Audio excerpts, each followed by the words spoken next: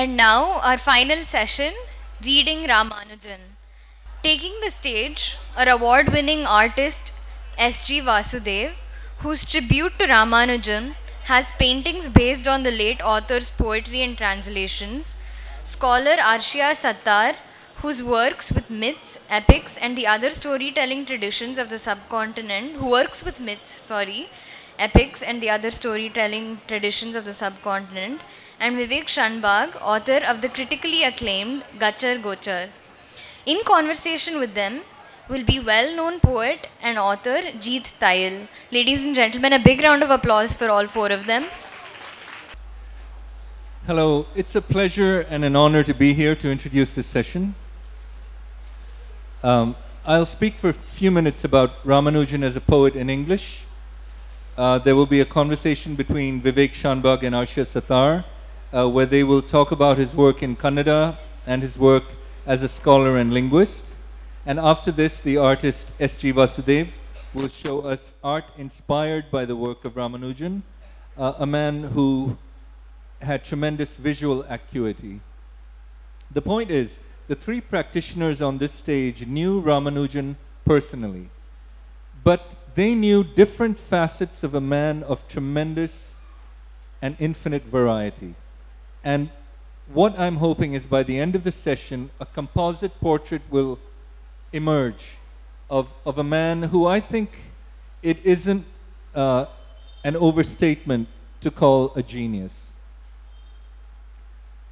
It isn't possible to write poetry in English without honoring the pioneers of this tradition, among whom I think Atipat Krishnaswamy Ramanujan occupies a unique place.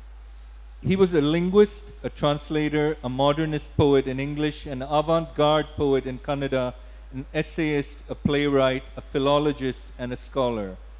And for me, his lasting achievement is the collection of poems that he wrote in English, because that is my own personal sphere of study. And I'm sure as the others on the stage speak, you'll see that he made various spheres his own. He was a pioneer in Indian poetry in English because he was one of the 2 or 3 poets who brought Indian poetry kicking and screaming from stilted formalism into modernism. His tones were self-deprecation instead of grandeur, understatement rather than declamation, irony, self-doubt, dry humor. In other words, all the hallmarks of a decidedly modernist sensibility. In my opinion, and this is my opinion, this made him more deserving than Tagore of the title of India's great 20th century poet, not to mention more deserving of the Nobel. And if there are Bengalis in the audience, let's talk later. Another thing I think we can say about Ramanujan is that he preferred equality. Long before gender studies or the equality of women were talked about, he was someone who practiced it.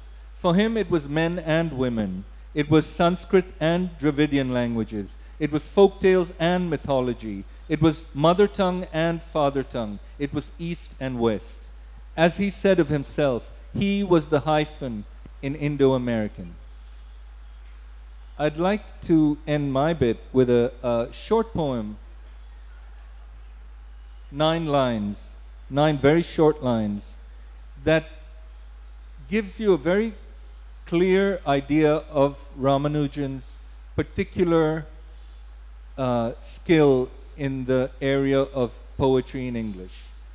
There are no words here that are complex. He uses the simplest words, words of 1 or 2 syllables, and still manages to produce a poem that is nothing less than complex, that you could unpack into pages of prose if you wanted to.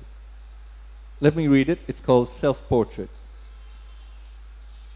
I resemble everyone but myself, and sometimes see in shop windows, despite the well-known laws of optics, the portrait of a stranger, date unknown, often signed in a corner, by my father. Now I'd like to open this up. Thank you very much. I'd like to open this up to conversation. Jeet said we'll try to get to understand Ramanujan through reflections in what he wrote in Kannada and Arshia. He was a teacher to her. I don't think it's that easy, because Ramanujan knew 5 languages, and I would say he had 5 different personalities with each language, because he was so deeply engaged and sensitive to a language. That's what he did to Kannada poetry. When Kannada poetry was at its peak, during the modernist time in 60s and 70s of the last century, which is when he started writing, and he made people, sensitive to words, sensitive to language. And if you see, his poems, I mean, the collection of poems, there is so much of white space, because the poems barely had, words. I mean, if you look at it, it looks like, to me at least, that he has written something and he goes on removing words. And so that at the end, you are really left with bare minimum things. And that's what Ramanujan did. It reminds me of an image where, in Udupi, there is a Sri Krishna temple.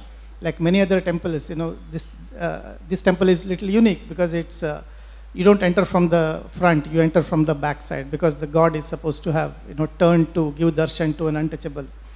So, and then you go inside and go through these, dark passages, and then finally you see the idol in a small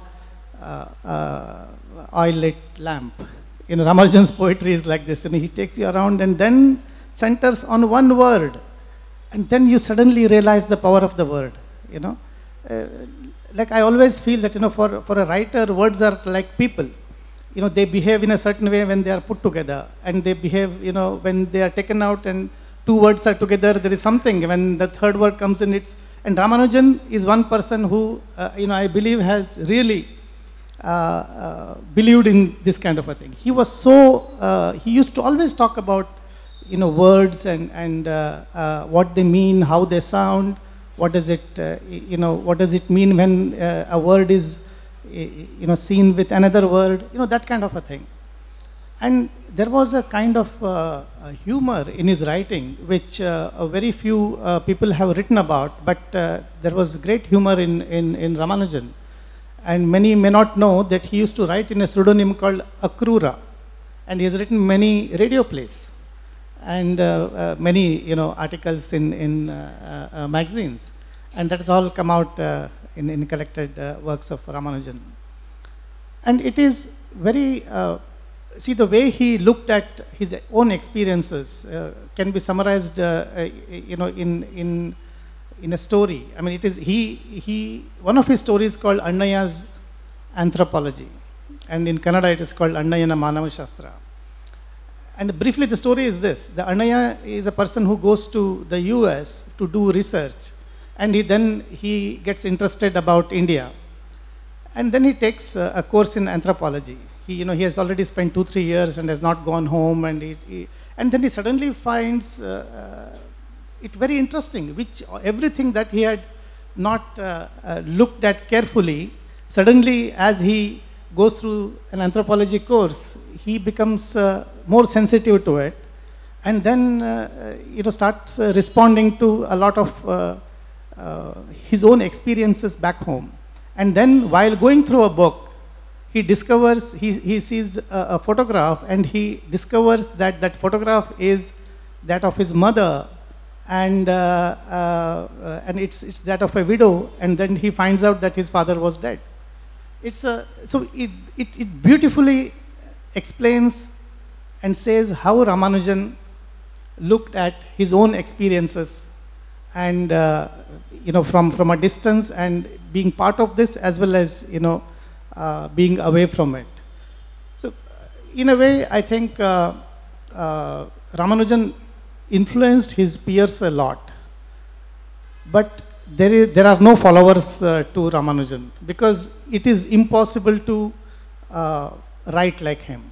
only Ramanujan can write like him, because he's so unique in his language, in his experiences, in his worldview, most importantly. And that is something that no one in Kannada could emulate. And so he has really, he's so unique. He has a very unique space in Kannada writing, in prose as well as poetry. And it is impossible to slot him. Yeah? I can talk about more as we... Yeah, it's also impossible to reproduce Ramanujan in English. When I was a student, he had many students, nobody ever missed his classes, obviously, because they were exceptional classes, but also at the same time, we didn't realize what a big deal it was to be taught by Ramanujan. He was just a teacher, and this university where I was at was littered with like famous people. But it's only when he stopped teaching that we all felt like, oh, something's not quite right. The balance has gone.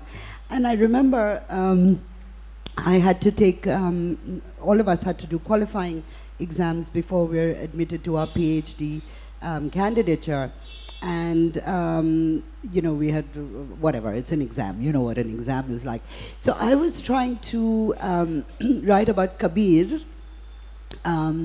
using Ramanujan's analyses of the Veerashaiva poets in Kannada. And I was struggling, and I was struggling, and I was struggling, and I was like, man, you can't write like him, you can't even paraphrase him, because he's done it so perfectly. He's used every single word that is exactly right. And I said, okay, I'm not going to show off, I'm just going to I'll just copy the thing, I'll just cite it. So he was... I also much later, many years after he died, some of us were talking and we realized actually what a strain it was for him to teach, because he was very private. And the idea of doing a 3-hour seminar class was really hard for him. And he would sort of, he would trip. Actually, he'd go into these trances and just go, da, da, da, da, da, da, da, wherever he was going, and we'd all be like fascinated. But you couldn't take notes also, because it was so perfect that you wanted to listen rather than to write. So in many ways, he was a very difficult teacher, not in his personality, but just learning from him was not the way you learn from other people. And on the other hand, of course, he was the easiest teacher because you just wanted to be in his class. You never wanted him to stop talking. Just like keep. And he spoke very softly. But again, many years later, I realized that so many of us who were in Chicago at the time are now translators. And he didn't actually teach us translation. He never talked about translation studies, nothing. But he would tell us, why don't you translate? And whatever. But I realize how much, when I read other translations, I'm like, oh, that's one of us. That's a Chicago person, that's a Ramanujan person. And it was just by constantly doing what he was so good at. And, we'd listen to his translations, he'd talk about the process of translating. And it's exactly what you said, Vivek. When he would translate impressionistically. And then he would chip away at the words and get closer and closer and closer to the original poem. And all of us do it the other way. First we make the literal translation, and then we say, okay, now I'll polish it. Now, he used to polish backwards, It was quite something. And he famously said once that there is no perfect translation. You stop it when you are tired of it, So... As the French poet said, poems are never finished, they're abandoned. But I'm reminded of your essay where you spoke of first hearing Ramanujan, first reading his Sangam translations, that feeling that you had when you first read them, and the idea of the permeable membrane, and also something that you just said. Could you tell us something about that? I don't remember the essay. and also about fearlessness in translation, where he said you shouldn't worry about that you should think about the target language more than the language of origin. Yeah. The permeable membranes is quite a phrase. And this was a great thing about Ramanujan, that he was trained in linguistics. one of his degrees was in linguistics, but he would borrow concepts from anywhere and make them pertinent to literature. And he did that with, you know, like reflexivity. No, you were saying that, I mean, whether you talk about self-portrait or you talk about Anaya's anthropology, it's reflexive. And he taught us to read Ramayana and Mahabharata like that. They're always doubling back on themselves, right? And he also said this lovely thing. He said, you'll only see this when you know the epic fully. You know, a first-time reader is never going to understand Ramayana and Mahabharata like this. So the permeable membrane is the space. It's, well, see, again, you can't, Ramanujan has said, permeable membrane, you can't explain it better than that. But what he certainly, the gift that he gave me for translation, and I imagine other people have other gifts from him, is exactly what Jeet said. He said, don't fear the target language. You have to own the target language, not the source language. Yeah, the source language, your dictionary will tell you, your teacher will tell you, somebody will help you through a word that you don't understand, but you must control the target language. And so he really gave me the courage to translate, because obviously my English is my first language. It's obviously better than my Sanskrit will ever be. But he made me feel, don't be frightened. Somebody made a dictionary, use it. And that is an enormous gift to give a translator. You know, hear it in your own language, and then it'll work. The idea of permeable membrane is, in Ramanujan's case, I mean, now when we look back retrospectively at his work and his career, it also, of course, refers to his own movement between genres, between essay writing, fiction, non-fiction, poetry. Yeah, I think the other important thing is folk, the work that he did. Though there is only one book which said, you know, that folk tales from India, but decades of work has gone in bringing out that one single book. Folk tales from India, right? So it is in the sense that, you know, he has gone and collected this, talked to people, and most of it is oral work. Yeah, or oral, and that you can see some of that in his essays. For example, you know, the essay on Ramayana that he wrote has many of these things has come from there, because it's so many versions of Ramayana that he has collected and interacted with people there. You know, he used to visit India every year, and he has Girish Karnad and Kambar has written, they've written plays based on the stories told by Ramanujan. I mean, almost the same theme. So the joke was with young writers that every time Ramanujan visits, two writers get pregnant, and that was Karnad and Kambar. And it is so, like the same theme, same story written by, you know, two people. So it's interesting. And he was, as I said, he was a great influence on his peers. And they responded to him in a different way. Can I just respond? This, Vivek, actually, this is very, very important to remember, that what Ramanujan changed the course of Indian studies and of Indology, right? And it was the time that I studied with him from 84 to 90, and you could see the shift. And again, because his peers trusted him so completely, so he told us that, well, he proved to us, he persuaded us that we needed to look beyond Sanskrit and Brahminical cultures, right? That there was an enormous wealth in women's stories, in folk tales, in folk songs. And he literally turned the ship of Indian studies onto a very, very different compass. The magnetic north of, you know, the field changed entirely because of his persuasions, his unique talent, and his, yeah, and the beauty of his writing. And that is really, that's really something, to be in the presence of somebody who changes a discipline just by dint of talent, and, you know, yeah. And the fact that here we are, decades after his death, talking about him as if he's a living presence among us. I was also reminded, as you were speaking, of the story Girish Karnad once said, that he was reading a poem by Ramanujan to Ramanujan, and Ramanujan said, "Must you be so dramatic? Must you read like an actor? Couldn't you read at room temperature?"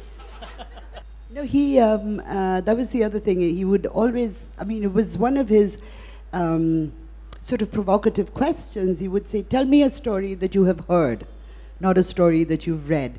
And already in 1984, I was in my 20s, and, you know, most of my colleagues and peers were the same age, and almost none of us could say a story that we had only heard, except Ramayana, right? So then you know, like, oh, can't you think of something else? I was like, no, this is the only story I've heard before reading or writing it.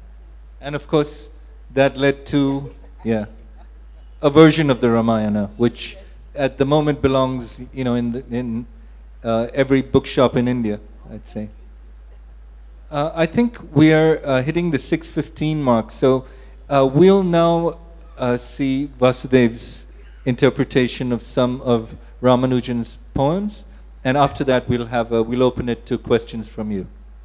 My connection with Ramanujan goes back to mid-60s.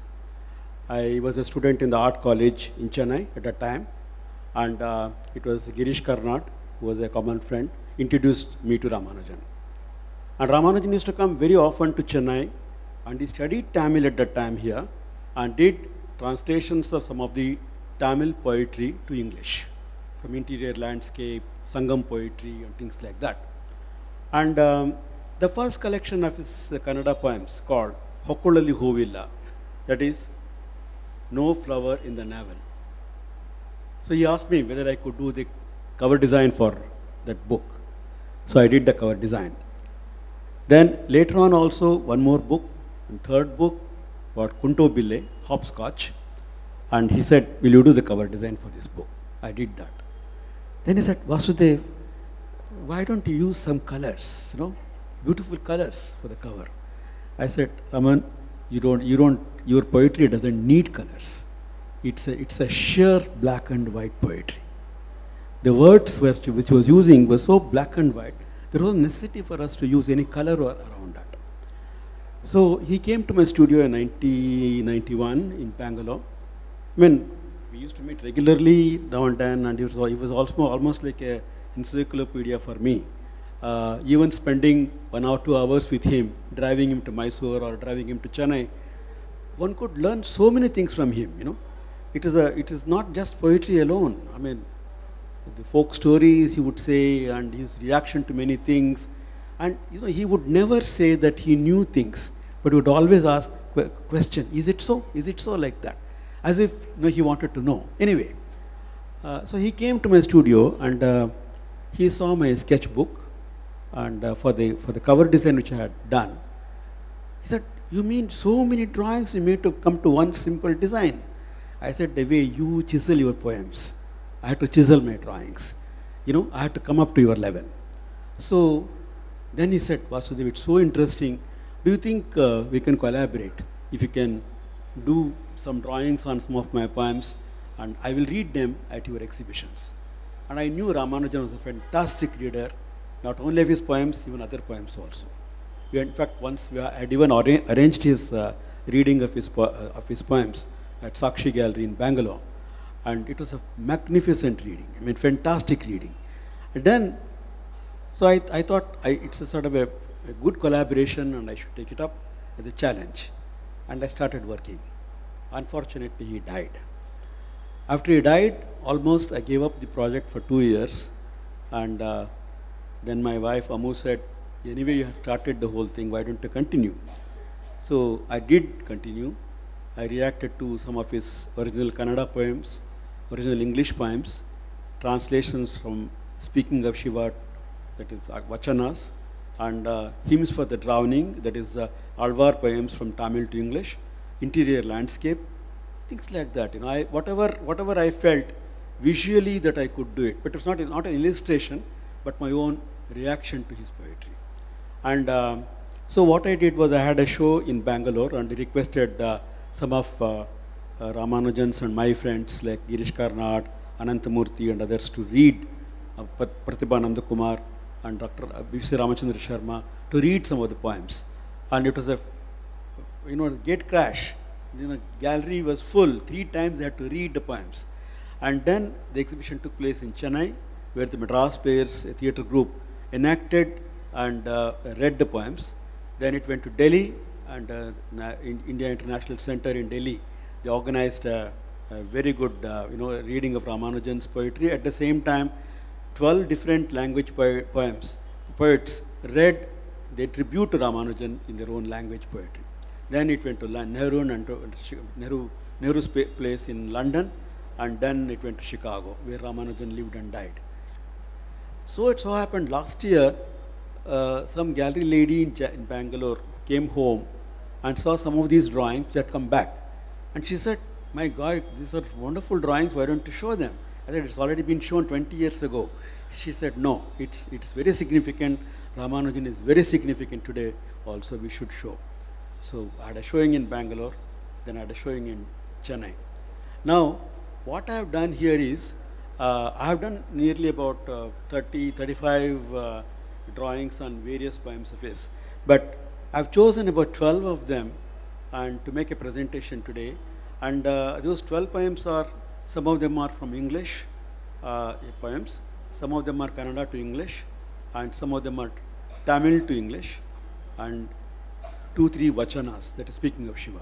So I've chosen about 12 poems, and with reading by well-known theatre personality Padmavati Rao in Bangalore, and the music is sort of given by one D. Balakrishna, while Veena player, and so the presentation is going to be for 12 minutes, and that's my tribute to my great friend A.K. Ramanujan.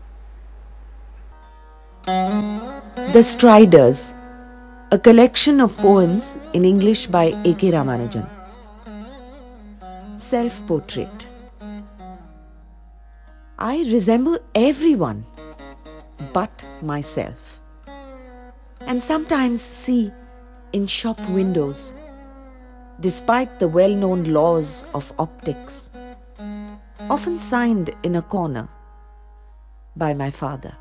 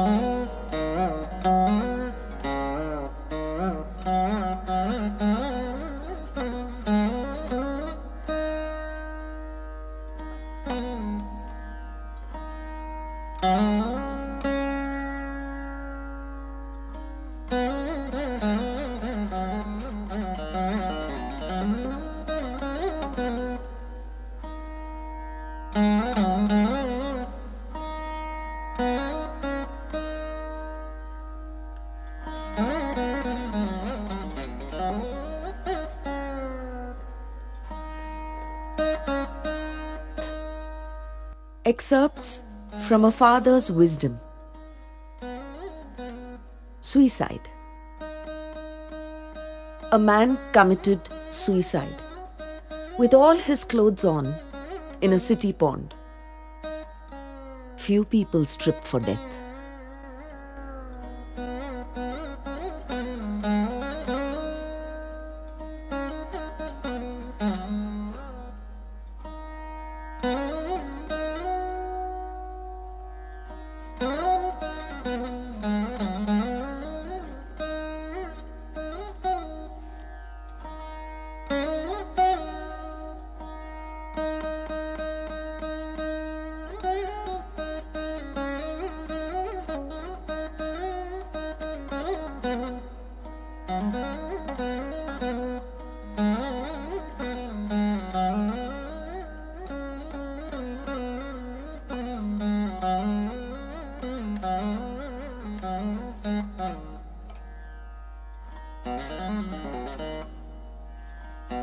Safety in love.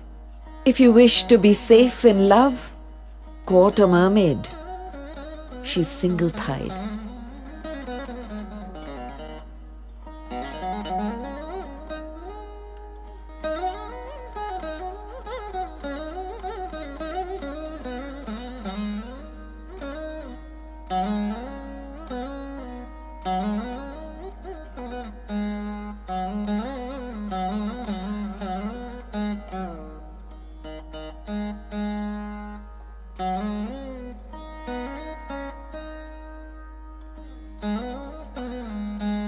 Sculpture. Only sculpture proves that ghosts copulate with stone, even when people are looking.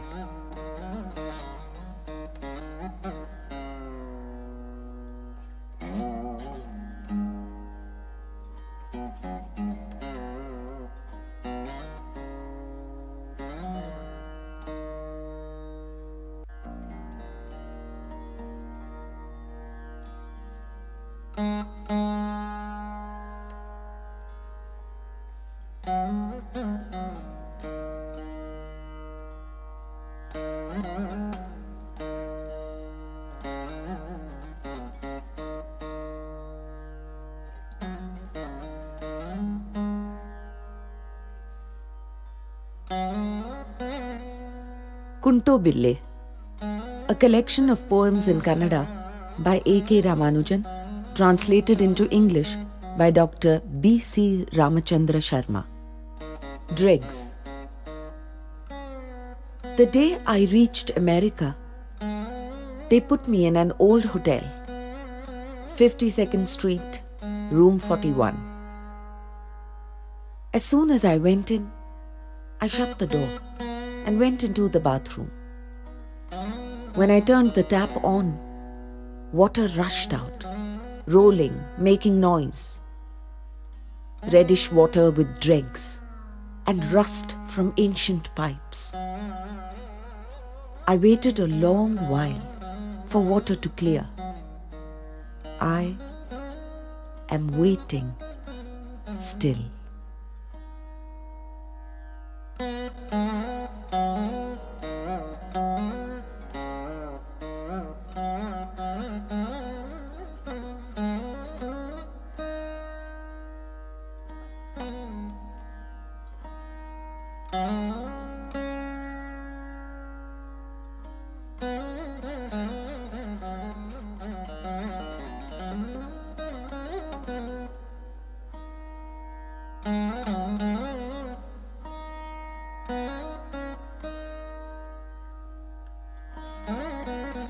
Hopscotch.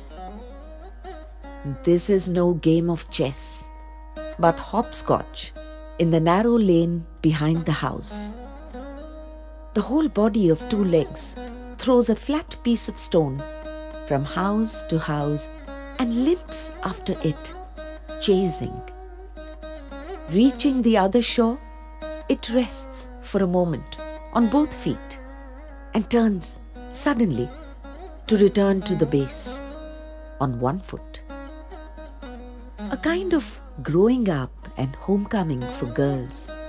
Boys play it too, before their manhood hardens.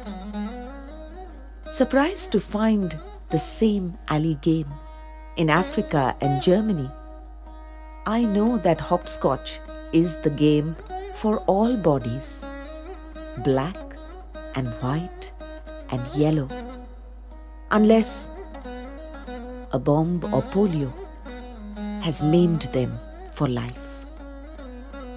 Africa next door, Germany in the house in front, and the universe unfolding in a handful of earth eaten as a child.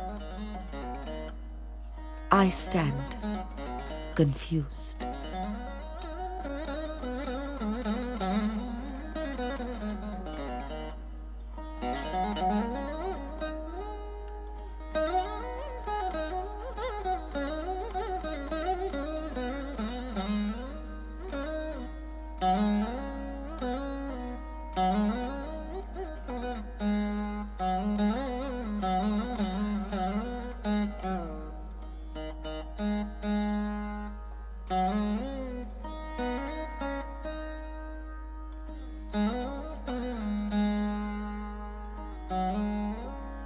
Hymns for the Drowning. Poems for Vishnu by Nammalvar, translated into English by A.K. Ramanujan. The Demon of Arrows. The cock-bannered young god ran away. The inflamed god of fire ran away. Even 3-eyed Shiva ran when our Lord and Father tackled the fleeing demon of arrows and broke his fat arms.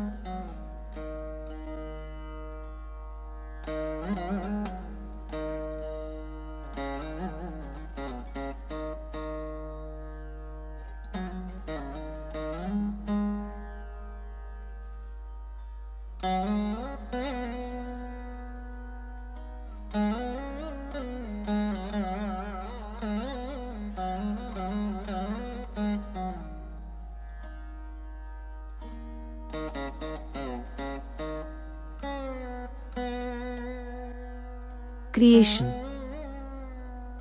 In that original moment, our Lord and Father made earth, water, fire, wind, and sky, and the mountains, made the two lights, sun and moon, and other such bodies.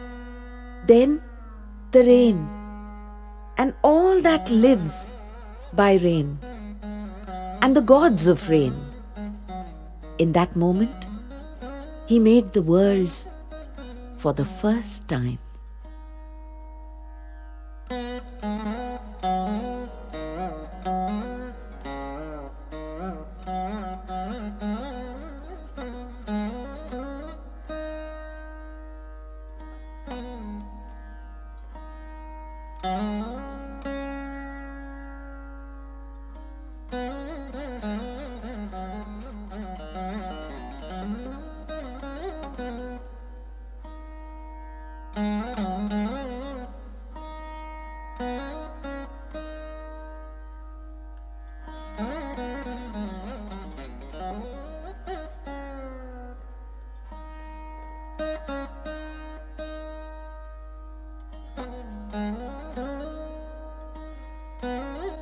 Speaking of Shiva, vachanas or religious lyrics in Kannada translated into English by A.K. Ramanujan. Like a monkey on a tree. Like a monkey on a tree, it leaps from branch to branch. How can I believe or trust this burning thing, this heart? It will not let me go to my Father, my Lord of the meeting rivers.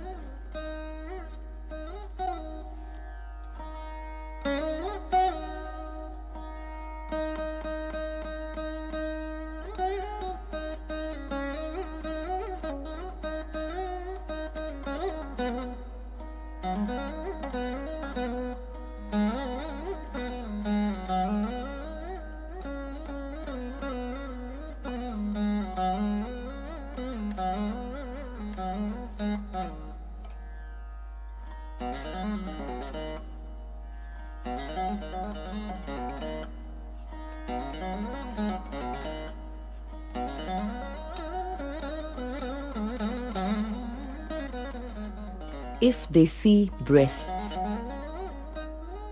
If they see breasts and long hair coming, they call it woman. If beard and whiskers, they call it man. But look, the self that hovers in between is neither man nor woman. Ramanatha.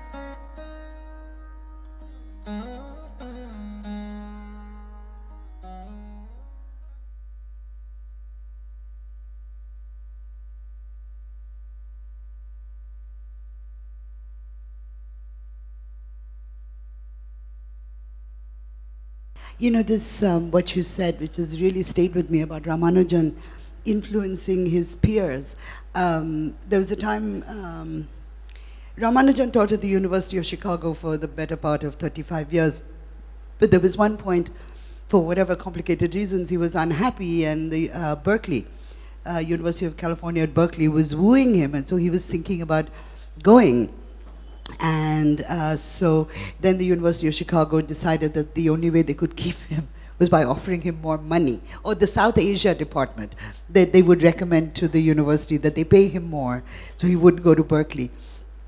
And so Wendy Doniger, who is, of course, a great scholar in her own right and Ramanujan's colleague, she gave me this letter to take to the dean's office, the provost's office.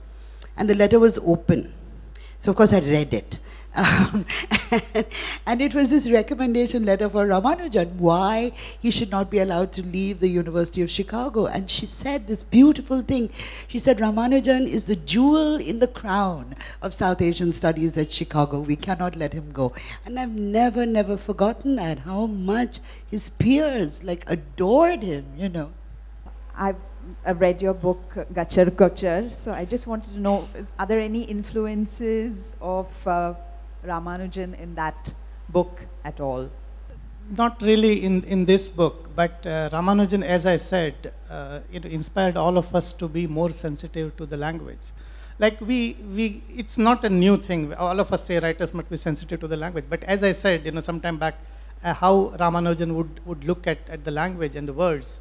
Like words are like people, they have memories, there is a history, there is a, so that is something that is taught to us by Ramanujan. And as I said some time back, if you open his poetry collection, there is more white space than the printed space. Sometimes, most of the time, there is only one word in a line, and that's something that he taught all of us, including his peers. I wonder if Ramanujan was alive, and if I had seen these drawings, which I did on some of his poems, whether he would again write some other poems. Because I feel that from poetry to art, from art to poetry.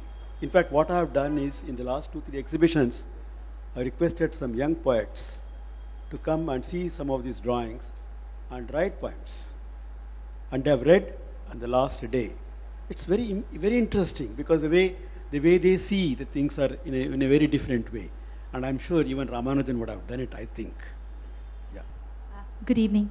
This question is directed to S.G. Vasudev, sir.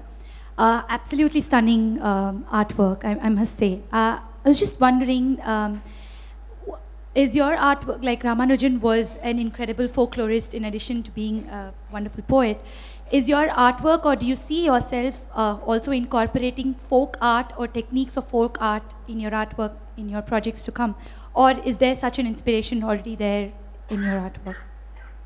Would you mind repeating that? Right. I was just wondering if you see folk art also being used as a technique in your work that is to come, or what do you think about using folk art? Yeah, I did consciously started using folk art in my work, because in 60s when we were discussing about how to make Indian contemporary art, because till that time we were influenced very heavily by the Western art and all abstract painters and all the painters of the previous generation. So we were discussing the possibilities of what possibilities are there. And so I found that the folk elements of Karnataka art and the language, I used both of them in my works. And it helped me a lot to react to the poetry of various people, Bendre, Adiga, Anantamurti, all these people's poetry has influenced me. And Ramanujan is one of the poets who really I admired more, and then because of his language, the way he used. But so I think in a way, it has helped me a lot to explore possibilities in my own work and make it more contemporary Indian. Thank you. Another question directed at Arshia, Sattar ma'am. So in the process of translation, and from the way you, I'm a great fan of Ramanujan's writing, and I absolutely love his prose essays. So I'm sure working with someone like that would have definitely inspired you and the kind of work that you do. So in the process of translation, or do you see it as a translation, or did you see it as a transcreation? And did you sort of be inspired by Ramanujan's style, and did that sort of seep into your translation/transcreation? never say transcreation to a translator. Oh, okay. You're just like, you know, all bells are ringing in my head. No, the point of a translation is that you reproduce faithfully, right? And transcreation is something else. You know, Ramanujan translated poetry, and as Vivek and Vasudev have both said, there's so much space on the page, right? I translate epic, so it's a little different. I have to use more words. But what he gave me, and I think a lot of other people, is the confidence to translate and to own a text before you translate it. So you can't like say, okay, tomorrow I'm going to translate Ramayana and start translating. No, you read the whole text many times and then you think, okay, I'm ready to translate. So yeah, so it was more being around him than actually, he never said do all of these things, but you just figured it from what he was, the way he was doing his own work. And he used a word, not translation, it's fantasy. Also, I think the word transcreation has been kind of devalued, came from P. Lal, who did a wonderful series of books called the Writers' Workshop books, but his idea of transcreation, I think, would be absolutely the opposite of what Arshia does. So that's something to keep in mind, I think. And we've been told by the powers that be that it's time we vacated the stage. Thank you so much for your patience. It's been a real pleasure and an honor for all of us.